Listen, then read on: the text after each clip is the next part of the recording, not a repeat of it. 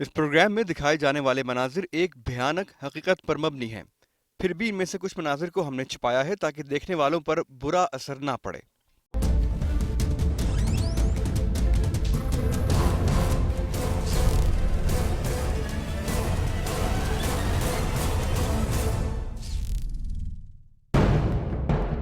पाकिस्तान के सबसे बड़े शहर कराची में खाने पीने की नाकिस अशिया की फरोख्त उरूज पर है। और अफसोस तो यह है कि ऐवानों में बैठे कौम के मुस्तकबिल के ठेकेदार खुद तो पीने के लिए मिनरल वाटर से कम बात नहीं करते, मगर उन्होंने अवाम को ऐसे मुनाफाखोरों के रहमो करम पर छोड़ा हुआ है जो खुराक के नाम पर जो जहर चाहे बेच रहे हैं। इन मुनाफाखोरों के लिए कभी कोई ऐसी कानून साजी नहीं की गई जो खुराक में मिलावट और खुराक के नाम पर जहर बेचने वालों के खिलाफ संग मील हो। इस प्रोग्राम में हम आपको वो मनाजिर दिखाएंगे जिन्हें देखकर शायद आपको घिन आए, लेकिन इस बात का यकीन कीजिए कि जिन मनाजिर को देखकर आप घिन खा जाएं, पाकिस्तान और खुसूसन कराची की गरीब आवाम को ये बतौर ग़िज़ा खिलाया जा रहा है और इन्हें रोकने और टोकने वाला कोई नहीं। खुफिया ऑपरेशन की टीम के साथ मैं हूं आपका मेजबान अब्दुल्ला जमाल। इंसान को जिंदा रहने के लिए ग़िज़ा यानी खुराक की जरूरत होती है और इस बात पर सब मुत्तफिक हैं कि खाना खाए बगैर कोई इंसान जिंदा नहीं रह सकता। लेकिन इंसान उस वक्त क्या करे जब यही खुराक जहर बन जाए, जीने के बजाय मौत का सबब बन जाए। ऐसा ही कुछ हुआ एक 13 साल लड़की किंजा के साथ। 13 साला मासूम किंजा, एक स्कूल की तालबा, एक मजलूम बाप की मासूम बेटी। इस बच्ची ने अपने मुस्तकबिल के बारे में न जाने कितने ही ख्वाब देखे होंगे, लेकिन ये सब ख्वाब अब मट्टी में मिल चुके हैं, क्योंकि नॉर्थ नाज़ाबाद के एक मशहूर रेस्टोरेंट का बर्गर खाने के बाद ये मासूम लड़की अब मौत की आगोश में अबदी नींद सो चुकी है। लेकिन वो रेस्टोरेंट आज भी पहले ही की तरह चल रहा है।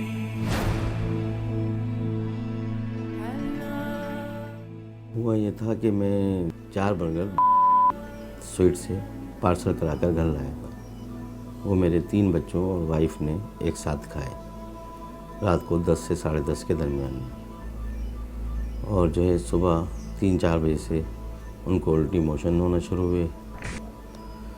शाम को एक बच्ची की तबीयत अचानक ख़राब होना शुरू हुई, उसको सांस नहीं आ रही थी और फिर जो उसकी तबीयत अचानक ख़राब ज़्यादा होने लगी तो फिर उसे ज़ियाउद्दीन हॉस्पिटल ले गए।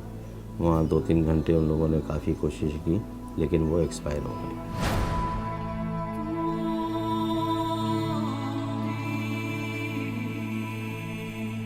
बेटी की 13.5 साल एज थी और मेरे दोनों बेटों की, एक बेटा 11 साल का है और एक बेटा 6.5 साल। किंजा के वालिद अब्दुल बारी को FIR दर्ज कराने के लिए भी कोर्ट का सहारा लेना पड़ा, क्योंकि ये रेस्टोरेंट मालिकान इतने ताकतवर हैं कि पुलिस और फूड डिपार्टमेंट भी इनके सामने बेबस दिखाई देता है। FIR नहीं कट रही थी। आखिरकार कल जो है हमने कोर्ट से आर्डर लेके FIR कटवानी है। अगर मेरी बच्ची, मेरे एक सवाल ये है कि अगर मेरी बच्ची एक्सपायर ना हुई होती और 3 बच्चे, एक औरत अगर जो है फूड पॉइजनिंग से हॉस्पिटल एडमिट होते हैं और उनकी तबीयतें ख़राब होती है, तो ये भी तो एक जुर्म है ना। एक्सपायर होना से मसला नहीं। मेरी एक बेटी तो एक्सपायर भी हो गई। कोई ऐसी भी फैमिली हो सकती थी जिसके जब चारों बच जाते, ठीक है, लेकिन जो है इसके खिलाफ एक्शन क्यों नहीं लिया जा रहा। मासूम किंजा की जिंदगी तो नॉर्थ नाज़िबाबाद की एक मशहूर रेस्टोरेंट की नजर हो गई, लेकिन ये मामला सिर्फ एक रेस्टोरेंट तक महदूद नहीं। आज हम खुफिया ऑपरेशन में ऐसे इंकशाफात करने वाले हैं जिन्हें देखकर आपके दिल दहल जाएंगे और आप सवाल करने पर मजबूर हो जाएंगे कि हमारे माशरे में इंसानी जान की कीमत है भी या नहीं।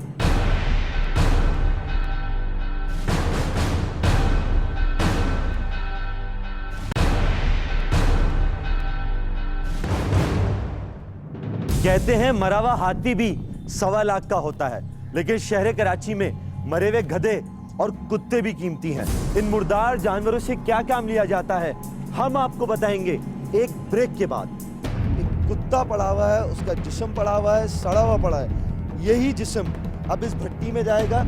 हम बोल भी नहीं सकते सही तरह, क्योंकि ताफुन से यहाँ पर बोलने की भी जुर्रत करना बहुत मुश्किल है। ये कौन लोग हैं, ये कहाँ से ताल्लुक़ रखते हैं, इनकी क्या सोच है, ये किस मुनाफे के खातिर इसके अंदर गिर गए हैं, ये हमें सोचना होगा।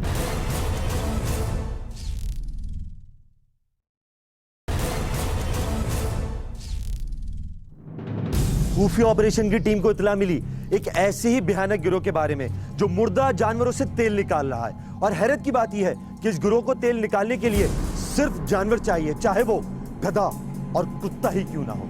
इसीलिए हमने रवाना किया अपनी खुफिया ऑपरेशन की टीम को, ताकि वो उस गिरोह की मजीद मालूमात और उनकी खुफिया वीडियो बना सके। कराची के इलाके इब्राहिम हैदरी में वाक़ई ये मैदानी इलाका, दूर दूर तक फैली हुई इन हड्डियों और मुर्दा जानवरों को देखिए। ऐसा लगता है कि शहर भर के मुर्दा जानवर यहीं लाए जाते हैं। ये मुर्दा गधों का ढेर है, तो यहाँ मुर्दा बछड़े पड़े हुए हैं। इन्हीं में मुर्दा कुत्ते और दूसरे मुर्दा जानवर भी शामिल हैं। लेकिन इन जानवरों को यहाँ लाने का मकसद शहर को गंद से पाक करना नहीं, बल्कि मासूम शहरियों की जिंदगियों में जहर घोलना है।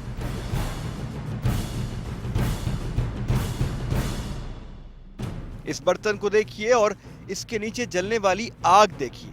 इस बर्तन में बिला तफरीक मुर्दा जानवरों को डालकर तेल निकाला जा रहा है। मुर्दा जानवरों से निकलने वाला ये तेल आज तक कितनी जानें ले चुका होगा। कितने बरसों से यहाँ मुर्दा जानवरों का जहरीला तेल निकाला जा रहा है, इस बात का अंदाजा लगाना मुमकिन नहीं। तमाम शवाहिद मिलने के बाद खुफिया ऑपरेशन की टीम ने फैसला किया है इस गिरोह के खिलाफ कार्रवाई करने का। चूंकि ये काला धंधा इब्राहिम हैदरी के इलाके में चल रहा है, इसलिए हमने राब्ता किया असिस्टेंट कमिश्नर यूसुफ अब्बासी साहब से, जो इब्राहिम हैदरी में मौजूद थे और हमारे साथ उस मकाम पर जा पहुंचे जहां पर मुर्दा जानवरों से तेल निकाला जा रहा था।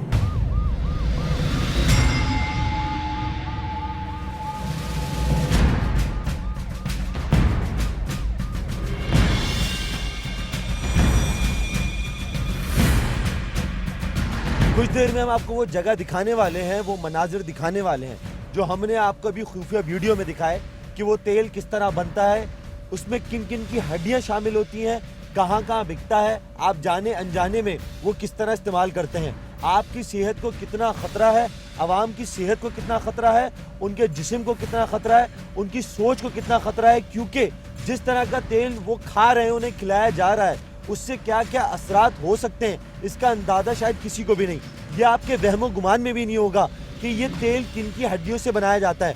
आप इंतज़ार कीजिए, कुछ ही देर में वो जगह भी हम आपको दिखाने वाले हैं कि वो जगह कौन सी है, किस तरह की चीज़ में, भट्टी में उन हड्डियों को डाला जाता है, किन जानवरों की हड्डियों को डाला जाता है जिनसे ये तेल बनाया जाता है।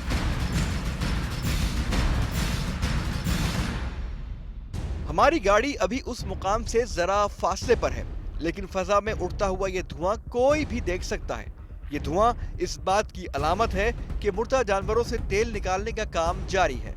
हैरत की बात यह भी है कि दूर दूर तक दिखाई देने वाला ये काला धुआं कानून नाफिज करने वालों को नजर ही नहीं आता। अभी हम रास्ते में ही थे कि हमें एक गधा गाड़ी नजर आई जिसपे मुर्दा जानवरों का ढेर था। जब उस गधा गाड़ी वाले से पूछा गया कि वो इन मुर्दा जानवरों को कहाँ लेकर जा रहा है, तो उसने कुछ यूं जवाब दिया।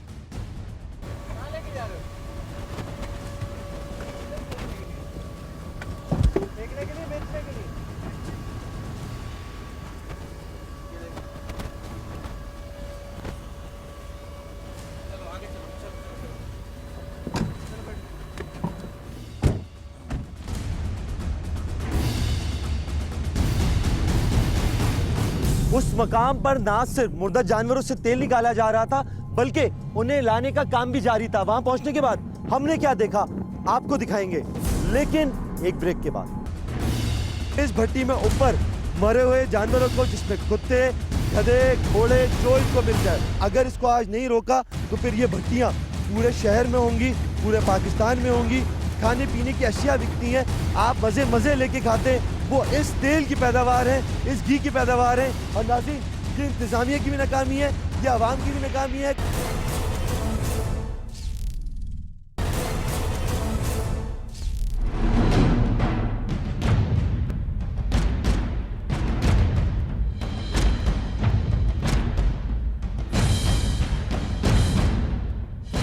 आप और देखें मरी हुई भैंसें जा रही हैं, आप अपने उल्टे हाथ पे देख सकते हैं कि मरे हुए जानवर को वहाँ पर ले जाया जा रहा है। यहाँ पर तो मरे जानवरों का बाजार लगा हुआ है, आपके सामने ये लाशें पड़ी हुई हैं, जानवरों की हड्डियाँ पड़ी हुई हैं। यहाँ से इन मकसूदा हड्डियों को उठाया जाता है, उनको उस फैक्ट्री में लेके जाया जाता है जहाँ पर इनका तेल बनाया जा सकता है। आप अपने सामने देख सकते हैं कितनी ताफुन है, कितनी बदबू है। वहां पहुंचने के बाद असिस्टेंट कमिश्नर यूसुफ अब्बासी साहब ने गाड़ी से उतरने से इनकार कर दिया। शायद उनकी जान और सेहत उन लाखों लोगों से कीमती है जो यहां बनने वाले तेल से मुतासिर हो रहे हैं। खुफिया ऑपरेशन की टीम ने सूरत हाल को देखते हुए मैदान में उतरने का फैसला कर लिया। जैसे ही हमने शूटिंग का आगाज किया, इस घिनौने कारोबार में मुलविस लोग तेजी से फरार होने लगे। आप देख सकते हैं कि किस तरह जानवरों को इस बड़े से बर्तन में डालकर तेल निकाला जा रहा है। तेल निकालने के बाद बची हुई हड्डियों का ये ढेर देखिए। इस ड्रम में आप वो तेल भी देख सकते हैं जो मुर्दा जानवरों से निकाला गया है। हम आपको उस जगह पर लेके जा रहे हैं जहाँ पर आप देख सकते हैं कि यहाँ पर इनको भट्टी में डाल के जलाकर इनका तेल बनाया जाता है, इनकी हड्डियों से तेल निकाला जाता है और फिर वो मार्केट में फराहम किया जाता है। हम बोल भी नहीं सकते सही तरह क्योंकि ताफुन से यहाँ पर बोलने की भी जुर्रत करना बहुत मुश्किल है। आप अपने सामने मरे हुए जानवरों को देख सकते हैं, इनकी हड्डियाँ देख सकते हैं, सामने आपके बिल्कुल भट्टियाँ मौजूद हैं। ये वही भट्टियाँ हैं जिनमें जानवर को डाल के उनसे तेल निकाला जाता है। पूरे कराची में, पूरे पाकिस्तान में मुहैया किया जाता है, सप्लाई किया जाता है, जो आप रोज़ाना जाने अनजाने में इस्तेमाल करते हैं। आप देख सकते हैं आपके सामने यहाँ से लोग छलांग लगा कर फरार हो रहे हैं। ये पहली बार नहीं है कि हमने छापा मारा है, पहले कई मरतबा हम ये जगह आपको दिखा चुके हैं। लेकिन अलमिया ये कि यहाँ पर कारोबार चलता रहता है, ये काला धंधा चलता रहता है आवाम को बेवकूफ़ बनाने का, लेकिन कोई इसको रोकता नहीं। ये किस किस को रिश्वत देते हैं, कौन से महकमे इसमें शामिल है, कौन कौन लोग इसमें शामिल हैं जो आवाम की ज़िंदगियों से खेल रहे हैं। आपके सामने ये भट्टी मौजूद है। ये भट्टी आप देख सकते हैं कि इस भट्टी में ऊपर मरे हुए जानवरों को, जिसमें कुत्ते, गधे, घोड़े, जो इनको मिल जाए, इनसे कोई बईद नहीं है, उनको डालते हैं या नीचे आग दिखाई जाती है। इनका तेल निकालकर यहाँ से फिर सप्लाई किया जाता है, पूरे शहर में सप्लाई किया जाता है, पूरे मुल्क में सप्लाई किया जाता है। जो पतारों पर, जो गली के कोनों पर सस्ती सस्ती चीज़ें बिकती हैं, खाने पीने की अशिया बिकती हैं, आप मज़े लेके खाते हैं, वो इस तेल की पैदावार है, इस घी की पैदावार है, यहाँ बनती हैं, इस घी से बनती हैं, इस तेल से बनती हैं, जो आपको मालूम भी नहीं होता कि किस जगह से आ रहा है। और नाज़रीन, ये इंतज़ामिया की भी नाकामी है, ये आवाम की भी नाकामी है, कारोबारी तबके की नाकामी है कि इस शहर में, इस मुल्क में, इस्लामी जमहूरियत पाकिस्तान में इस तरह का काला धंधा बहुत ज़ोर और शोर से जारी है। इस भट्टी में सिर्फ जानवरों को नहीं डाला जा रहा बल्कि पाकिस्तानी आवाम को डाला जा रहा है ताकि वो इस भट्टी में जलते रहें, ऐसी चीज़ें खाते रहें, अपना जिस्म, अपना सोच, अपनी दिमाग, अब सब कुछ ख़राब करते रहें, चीज़ें बेचते रहें। ये वो ड्रम है, ये वो ड्रम है जिसमें तेल मौजूद है।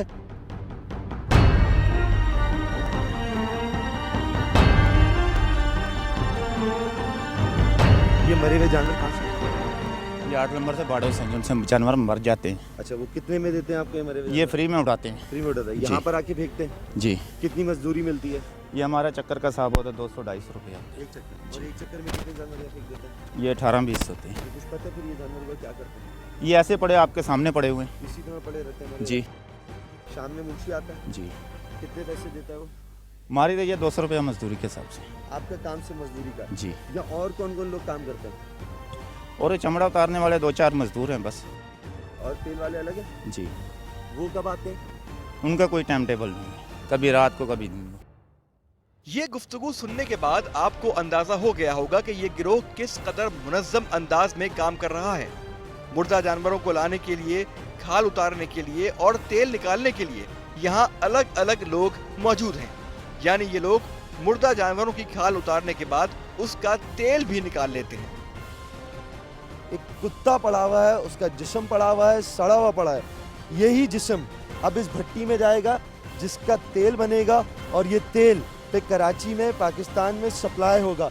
सप्लाई होने के बाद उसकी चीज़ें बनाई जाएंगी, आप मज़े लेके खाएंगे।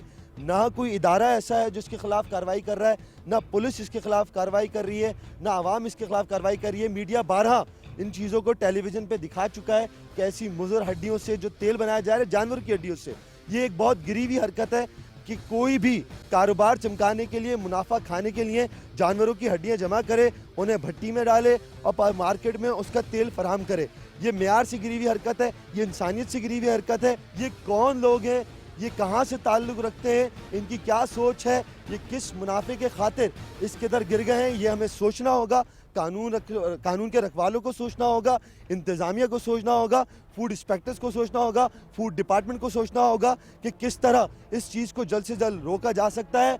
वरना अगर इसको आज नहीं रोका तो फिर ये भट्टियाँ पूरे शहर में होंगी, पूरे पाकिस्तान में होंगी, और फिर ये मालूम करना बहुत मुश्किल हो जाएगा कि असल चीज़ क्या है और जाली चीज़ क्या है, क्योंकि ये धंधा काफ़ी अरसों से जारी है। और जब ये इतने अरसों से जारी है, इसको नहीं रोका गया, इसकी परवान चढ़ती रही, इन लोगों को, मुजरिमों को तकवीत मिलती रही। इनको तकवीत मिलने का मतलब ये है कि इनकी सरपरस्ती होती है। इनके सरपरस्तों को पकड़ना होगा, उन्हें सलाखों के पीछे भेजना होगा कि उनसे तफ्तीश की जाए कि इतने अरसे से जो ये इतना घनौना कारोबार कर रहे हैं वो कब रुकेगा।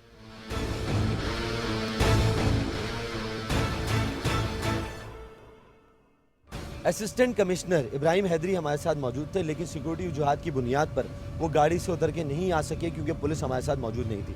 अब हम उनके दफ्तर जा रहे हैं, दफ्तर जाके उनसे मालूम करेंगे, दरियाफ्त करेंगे कि ये धंधा, ये कारोबार इतने अरसे से कैसे चल रहा है, अब तक इसको रोका क्यों नहीं गया, इसके पीछे छुपे लोगों को अब तक क्यों नहीं पकड़ा गया, और खुलेआम मार्केट में ये तेल बिक रहा है, इसका सद्देबाब कैसे होगा, इन्हें कौन पकड़ेगा, इन्हें कानून की गिरफ्त में कौन लेगा।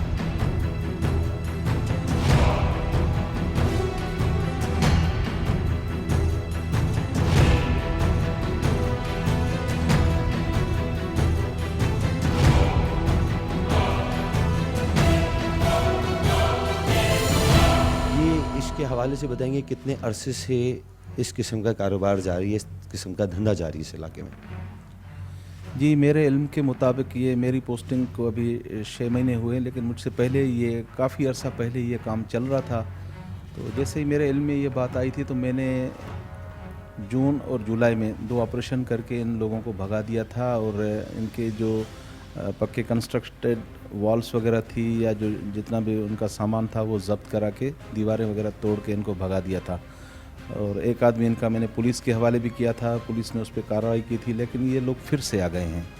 तो अभी आज भी हमने कार्रवाई की आपके सामने, इनको वहाँ से हमने उठाया है और कानून के हवाले करेंगे। जो भी कानूनी कार्रवाई होगी इनके ख़िलाफ़ भरपूर की जाएगी। और आइंदा के लिए भी हम कोशिश कर रहे हैं कि डीएमसी मलीर को हम इन्वॉल्व करें कि ये मुर्दार जो है वो उठाएं। अच्छा, खुफिया ऑपरेशन की टीम को इत्तला मिली थी कि यहाँ पर एक माफिया है जो बाकायदा इन जानवरों को उठाकर इन तेल वालों को फराम करते हैं, उनकी हड्डियाँ फराम करते हैं। इस हवाले से आपके पास कोई ख़बर है? जी, मुझे भी ये इत्तला मिली है। इसका मैं डीएमसी मलीर से पूछूंगा कि ज़ाहिर है ये ऑफिशियल फंक्शन उनका है कि उनको ये मुर्दार उठाने हैं और उनको ज़ाया करना है। माफिया की इत्तला मुझे भी मिली है तो मैं डीएमसी मलीर से पूछ के उनके ख़िलाफ़ कार्रवाई करूंगा। ये पता चला है कि पुलिस और माफिया दोनों मिलके ये काम कर रहे हैं, तो इंशाल्लाह कानूनी कार्रवाई की जाएगी। सर, आपके पास कोई ऐसी इत्तलात हैं कि इसके सरबराह कौन है, किसकी सरपरस्ती में इस किस्म का धंधा चल रहा है कि जानवर की हड्डियाँ लाकर तेल बनाते हैं? कुछ इनके सरपरस्तों के बारे में? नहीं, अभी मुझे सरपरस्त का ये मैटर अंडर इंक्वायरी है, सामने आ जाएगा। फिल वक्त मुझे नहीं बताया गया कि सरपरस्त कौन है, लेकिन जिन लोगों को हमने पकड़ा है वो उनकी निशानदही ज़रूर पुलिस को करेंगे और इंशाल्लाह फिर हम मीडिया को आगाही देंगे। इत्तलात के मुताबिक भैंस कॉलोनी में एक सरगर्म माफिया माहाना 5 लाख रुपए के एवज मरने वाले जानवरों को डिस्ट्रिक्ट म्युनिसिपल कॉर्पोरेशन को ठिकाने लगाने से रोकती है और मुर्दार जानवरों से तेल निकालने वालों को यहाँ अपना कारोबार चलाने की इजाजत और तहफ़्फ़ुज़ फराहम करती है। ये बात काबिल जिक्र है कि पुलिस की मदद के बगैर ये काम नामुमकिन है।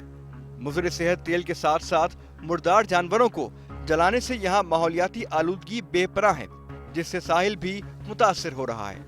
साथ साथ मुर्दार जानवरों के जरिए डिस्ट्रिक्ट म्युनिसिपल कॉर्पोरेशन खाद और दीगर अशिया बना सकती है। असिस्टेंट कमिश्नर साहब की गुफ्तगू सुनने के बाद आपको अंदाजा हो गया होगा कि ये गिरोह कितना ताकतवर हो सकता है, लेकिन कानून की बेबसी भी बेसबब नहीं हो सकती। खुले मैदान में मुर्दा जानवरों का तेल निकाला जा रहा हो और कानूनी इदारे हरकत में नहीं आ रहे तो फिर यही कहा जा सकता है कि कुछ तो है जिसकी पर्दादारी है। आप देख लीजिए कि पाकिस्तान उन ममालिक में शामिल है जहाँ हॉस्पिटल में बेड खाली नहीं मिलता। कोई सा भी हॉस्पिटल चले जाएं आप तो वहाँ पर बेड खाली नहीं होंगे। लेकिन इसी एशिया में बहुत सारे ऐसे ममालिक भी हैं जहाँ हॉस्पिटल खाली पड़े रहते हैं। वो भी कोई बहुत डेवलप्ड वर्ल्ड की मैं बात नहीं कर रहा हूँ, एशियन कंट्रीज़ की ही बात कर रहा हूँ। उनमें ऐसे ममालिक हैं क्योंकि उन्होंने अपनी उस बजट को जो सेहत के लिए इस्तेमाल होना है, उस बजट को आप इस तरह से इस्तेमाल किया है कि लोग बीमार ना पड़ें या कम से कम पड़ें। मुर्दा जानवरों से निकलने वाला तेल और उसमें बनने वाला खाना जब आवाम के मैदों तक पहुंचेगा तो यकीनी तौर पर कोई ना कोई बीमारी जरूर जन्म लेगी। और अब हम आपको दिखाएंगे हलीम की तैयारी। वो क्या चीज़ है? वो भूसी टुकड़े हैं। भूसी टुकड़े, वो जो सूखी हुई रोटी, सूखी हुई रोटी बच जाती है, हाँ, और वो मेले वालों को बेची जाती है, वो हम खरीद के इसमें डालते हैं। ये भूसी टुकड़े जी इससे लेस बनता है। जी जी।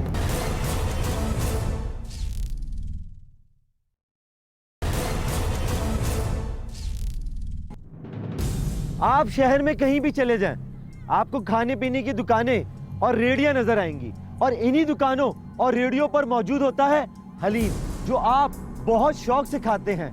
लेकिन बनता है कैसे ये हलीम, आइए हम आपको दिखाते हैं।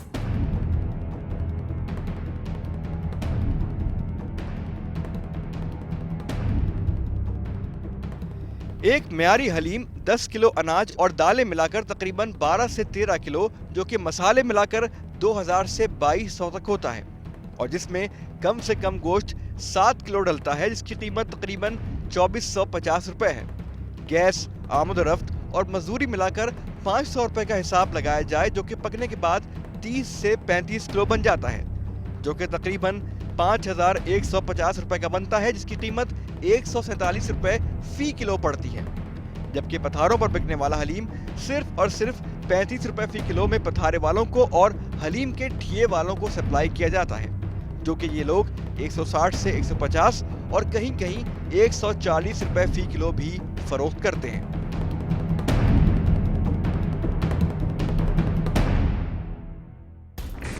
खुफिया ऑपरेशन की टीम आज एक ऐसी जगह मौजूद है जहां पर हलीम तैयार किया जाता है। ये वही हलीम है जो सड़कों पर, बाज़ारों पर, दुकानों पर बहुत ही सस्ते दामों बिकता है, जिसकी कीमत 60 रुपये किलो या 90 रुपये किलो होती है। आज खुफिया ऑपरेशन की टीम आपको दिखाएगी कि यह हलीम तैयार आखिर किस तरह किया जाता है जो इतना सस्ता हो जाता है। खुफिया ऑपरेशन की टीम चाहती तो यहाँ पर पुलिस के साथ रेड कर सकती थी, लेकिन चूँकि आवाम को और आपको ये दिखाना था कि हलीम में क्या क्या डाला जाता है, किन किन चीज़ों का इस्तेमाल किया जाता है, जिन्हें देखकर आप परेशान हो जाएंगे, इसीलिए खुफिया ऑपरेशन की टीम ने फैसला किया कि एक बावर्ची खाने आया जाए।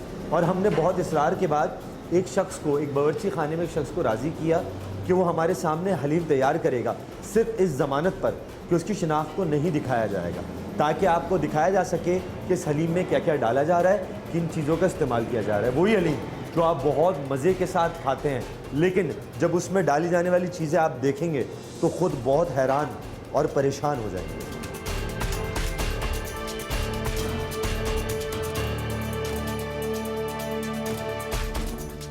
हलीम की तैयारी शुरू की गई। गोश्त को अलग तैयार किया गया, जबकि देग में बहुत ही कम मिकदार में अनाज और चंद दालें डालकर पकाया जा रहा था, जिसे देखकर हम हैरान रह गए। बिलाखिर उस चीज की बारी आ ही गई जो हलीम की तैयारी में बचत का सबब बनती है। अनाज तैयार है? अनाज तैयार है, इसके लिए गेहूं है। अच्छा, वो जो आप डालने वाले हैं इसमें कब डालेंगे? वो भी हम आपके सामने डाल देते हैं। मैंने 2 थैले इसमें डाल दिए। अच्छा। 10 किलो की देगी है, 3 थैले इसमें डालते हैं। ठीक है। एक आपके सामने दिखाने के लिए मैंने रोकी भी है। ठीक है। वो आपके सामने डालूंगा। सही है, दिखाइए। वो क्या चीज़ है? वो भूसी टुकड़े हैं। भूसी टुकड़े, वो जो सूखी हुई रोटी, सूखी हुई रोटी बच जाती है, हाँ, और वो मेले वालों को बेची जाती है, वो हम खरीद के इसमें डालते हैं। अच्छा अच्छा, वो आपको क्या किलो मिलती है? वो 2 रुपये 1.5 रुपये किलो का है। हमें डाल के दिखाएं ज़रा सामने।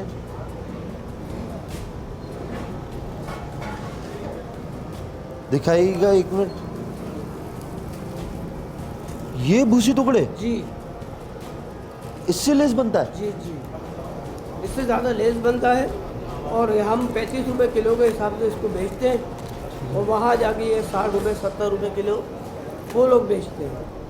आपको हलीम सस्ता पड़ जाता है? हमें हलीम ठीक है, डालें इसको, दिखाएं।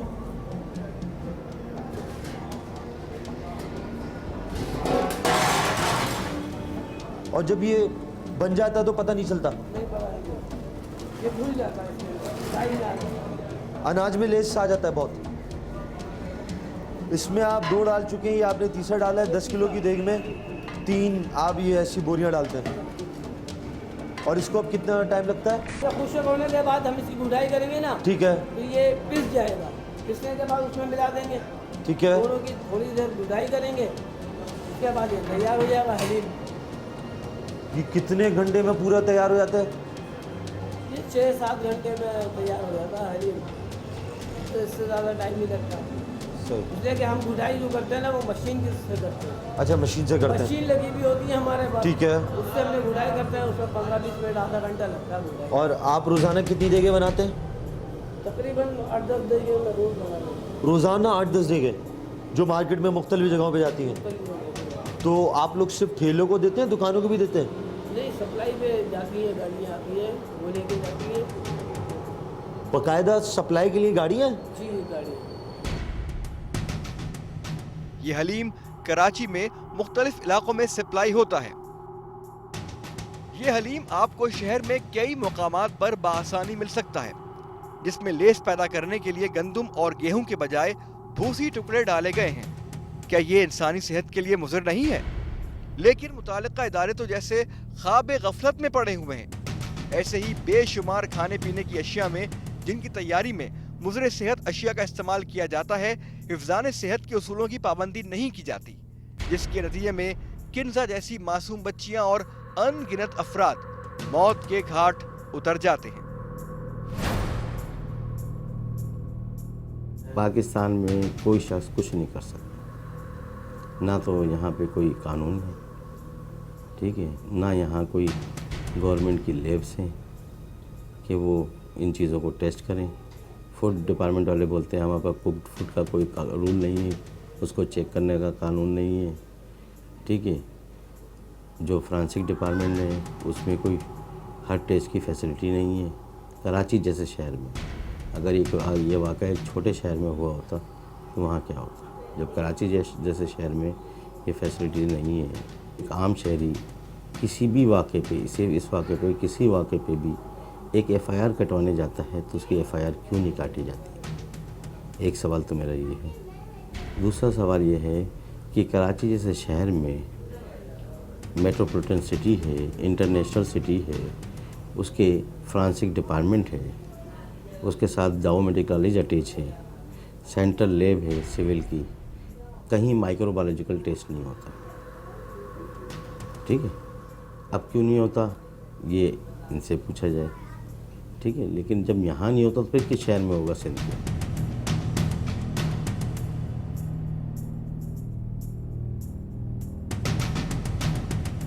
भैंस कॉलोनी की तरह न्यू कराची में भी कई मुकामात पर जानवरों की चर्बी से तेल निकालकर मुख्तलिफ कामों के लिए इस्तेमाल किया जा रहा है। ये काम भी खुफिया तरीके से जारी है। खुफिया ऑपरेशन की टीम को इसकी इत्तला मिली तो उसने अपने खास नुमाइंदे वहां रवाना किए। वहां हमारे नुमाइंदों ने क्या क्या मालूमात हासिल की और क्या मनाज़िर रिकॉर्ड किए, आप भी सुनिए और देखिए।